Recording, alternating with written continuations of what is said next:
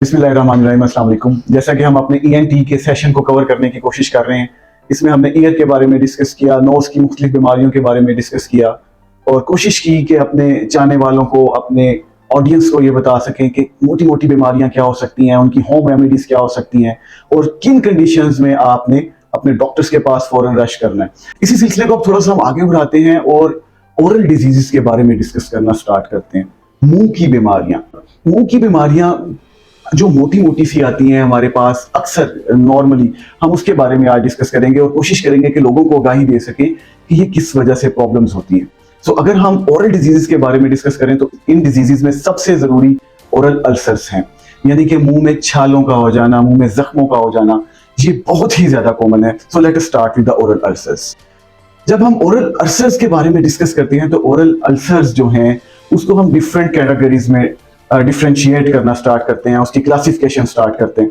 उनमें सबसे important aphthous ulcers हैं जो आमतौर पे पेशेंट हमारे पास प्रेजेंट करते हैं, जिसको हम मुंह में छाले या मुंह की गर्मी या कुछ ऐसा भी कह सकते हैं। इसके अलावा और रीजंस में ट्रॉमा आ जाता है, मतलब कुछ चोट लग जाए और उसकी वजह से छाले हों। कई लोगों की आदत होती है कि वो अपने जुबान को, अपने चीक्स को अंदर से दांतों के दरमियान लेके दबाते हैं, उसकी वजह से ट्रॉमा हो जाता है। बाज़-औक़ात लोग जो है वो तेज़ाब वगैरह पीने की कोशिश करते हैं, इस तरह की अटेम्प्ट्स करते हैं, उसकी वजह से भी ओरल अल्सर्स आ जाते हैं।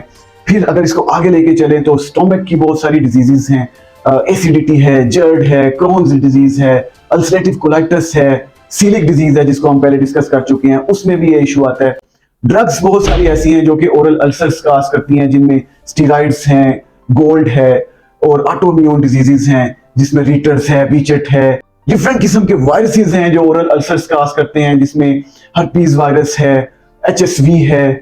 इसके अलावा और इसको अगर आगे लेके चले तो पुअर ओरल हाइजीन बहुत बड़ा फैक्टर होता है, बार बार मुंह में जख्मों के बनने का। उसमें टोबैको च्यूइंग है, स्मोकिंग है, ब्रश का ना करना है, मुंह की हालत को बुरा रखना है, गंदगी को मेंटेन ना करना है। स्ट्रेस बहुत बड़ा फैक्टर है जिसकी वजह से ओरल अल्सर्स हो सकते हैं। और not the least anaemia, vitamin B12 deficiency जब भी ये चल रही होती है तो रिकरेंट ओरल अल्सर्स के साथ पेशेंट प्रेजेंट करते हैं। तो ये सारी चीजें हमें देखनी पड़ती हैं। ओरल अल्सर्स जब रिकरेंटली हमारे पास आते हैं, हम इन सारी चीजों को देखते हैं, कोशिश करते हैं कि बीमारी को रूल आउट करें और देख सकें कि किन चीजों की वजह से ये रिकरेंट ओरल अल्सर्स क्रिएट हो रहे हैं। जब हम अंडरलाइन काज को ट्रीट कर देते हैं तो काफी हद तक ओरल अल्सर्स भी ट्रीट हो जाते हैं। So this was the classification of the oral ulcers. Next lectures में हम इंशाल्लाह इसके बारे में मजीद डिटेल से डिस्कस करेंगे। So stay tuned, thank you very much.